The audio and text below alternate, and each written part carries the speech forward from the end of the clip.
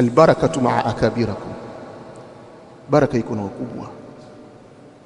Kwa hivyo wewe kijana ambaye Allah tabaraka wa taala amekujalia ilmu na amekujalia ukaihifadhi ilmu, akakujalia fasaha ya kuifikisha ilmu, akakujalia watu wakakuelekea katika kuipokea elimu, usighurike na hilo. Bado adabu na heshima kwako ni msingi mkubwa wa kuifanya ilmu yako iwe na kheri kwako.